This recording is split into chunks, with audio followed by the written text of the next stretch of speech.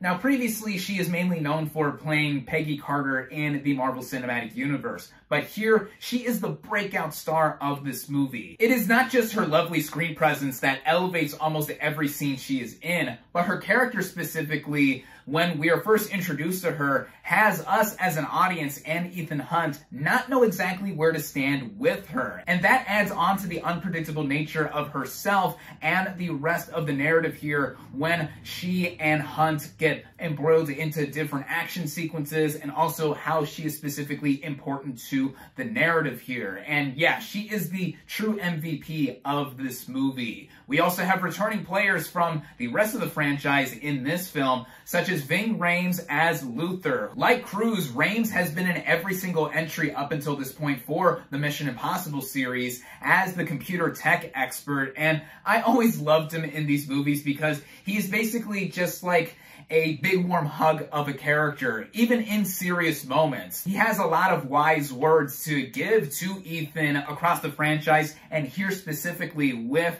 the mission mattering a lot to him and just whatever else he does in terms of working out on the field. And speaking of field, we have Simon Pegg returning since the third film as Benji, the tech field agent for the team, who adds a lot of comedy here as he is known to be in other roles. He is very good at his comedic timing, and the dynamic that these core three have together for a lot of the movie has carried the franchise a bunch up until this point, and it's still going. Also returning as a part of the team is Rebecca Ferguson as Ilsa, who was introduced in the fifth film, Rogue Nation, and breathed a lot of new life into the series. And as she started out, she was initially kind of like Atwell's character Grace, in us not necessarily knowing who to trust, but she has now been really a part of this team since that fifth entry. And I always love the dynamic between herself and Cruise's Hunt. They are basically each other's equal in terms of physical skill and intellect, and whether or not they were going to be forced to be romantically involved anyway, whatever, just the whole chemistry that they have together and what she brings to the team.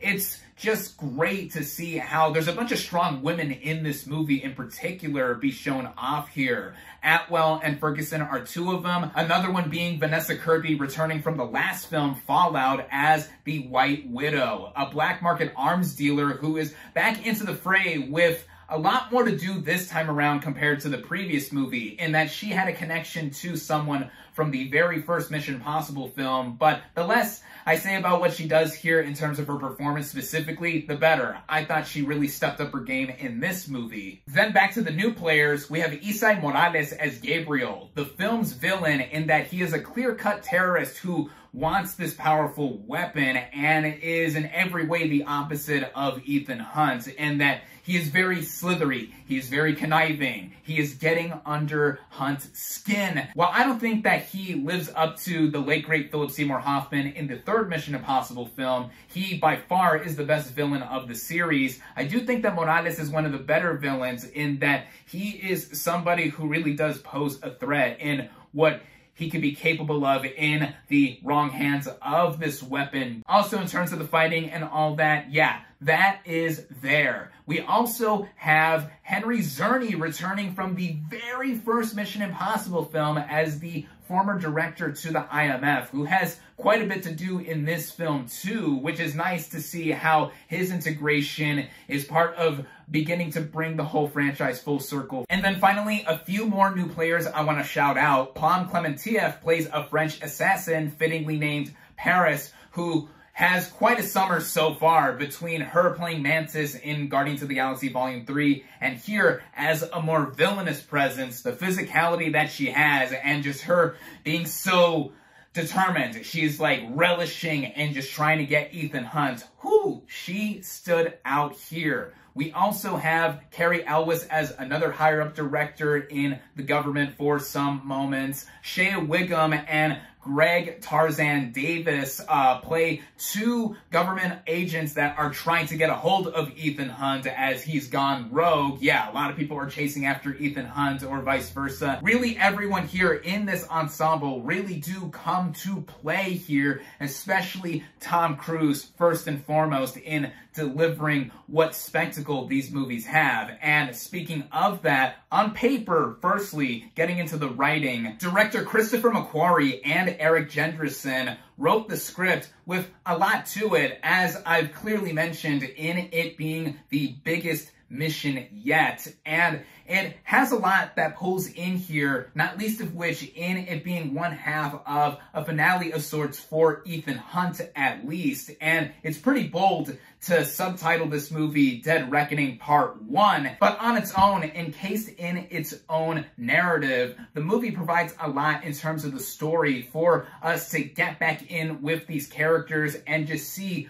what the specific foe, the entity, has in terms of possibly wrecking the world. Early on in the opening sequence of the film, it is revealed that the entity is a form of AI, and that kind of makes this movie timely to today, with a lot of talk and debate being had over the use of AI and the future of what technology, computing, and whatever at large could be done. That makes this movie lean into sci-fi more than ever, but never to a silly degree, and I think there is an aura of self-awareness with how the movies have gone thus far. I mean, the last movie had that one shot of Tom Cruise jumping across the building and breaking his ankle be left in the film, and then he's still continuously running afterward, which brings up something that surprised me while watching it, in that it brought more laughs than I've ever had in the other Mission Impossible movies, because it is such a funny film, both in context to certain situations that characters get into, and just how the characters are interacting with each other in terms of the dialogue and banter. This movie does bring a lot of levity to it, even with such high serious stakes. And with that too, one thing I would say that makes it stand out, it brings up the only real point of contention I have with the film, and that is with the third act having not necessarily more exposition, but more motivations and revelations be had with characters, just as the big final action set piece is fully about to happen. And that is when it became more prevalent that it was part 1 of 2, but it still ended in a way that I felt, compared to other movies this year that are also parts 1 of 2, that made it still feel complete, in that the mission is not necessarily finished. But if that's the only thing I can say I took issue with in Dead Reckoning Part 1, the rest I have to say is nothing but more and more praise for the movie, as directing-wise, Christopher McQuarrie further brings his A-game in terms of topping himself with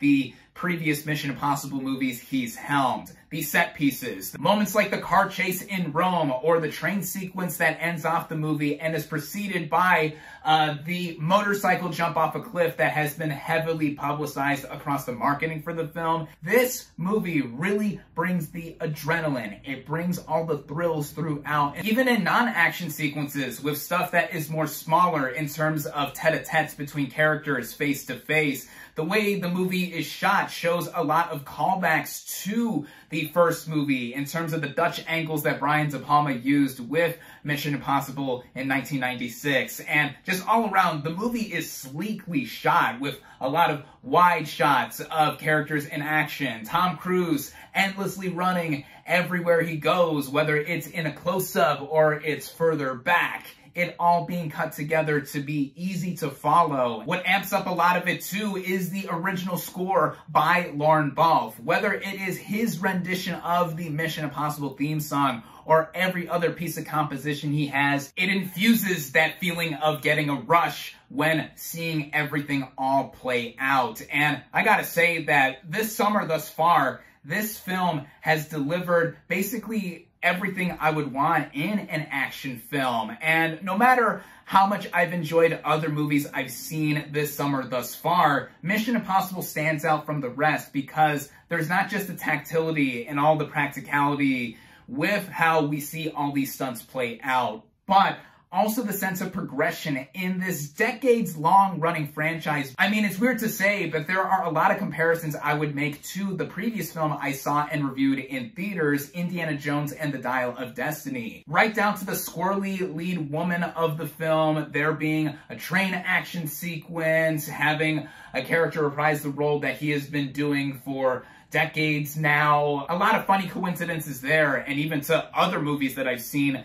this summer thus far. I mean, this is the third part 1 of 2 I have seen after Fast X and Spider-Man Across the Spider-Verse. But what this does on its own, for both the franchise as an action movie on its own, this is pure popcorn picture entertainment, with a lot of the same feeling I had watching this film being in common with what I saw in last year's Top Gun Maverick. I'm not necessarily saying this is as good of a movie as Maverick. I would say that the previous film, the 6th movie Fallout, I think is a better movie overall. In fact, if one is to see this movie, one could, in theory, watch it on its own and just really enjoy it as an action movie. But if you're a newbie to the franchise, the important movies to watch here are 1, 5, and 6 in terms of the characters and plot. All in all, if you couldn't already tell, I loved Mission Impossible Dead Reckoning Part 1. Even though we are just over the halfway mark for 2023, I'm gonna tentatively say that Dead Reckoning Part 1 is my favorite movie of the year so far, and there's a lot more coming just in the next few weeks. I mean, 2 big high-profile releases coming out on the same day are imminent, and I am excited for both. But for now, Cruise and Macquarie have delivered my 2 favorite movies of the year thus far, back-to-back in Top Gun Maverick and Dead Reckoning Part 1. Action movie junkies and fans of the franchise shall rejoice in this movie releasing this week. I highly recommend it. My final verdict for Mission Impossible Dead Reckoning Part 1 is 4.5 out of 5 stars.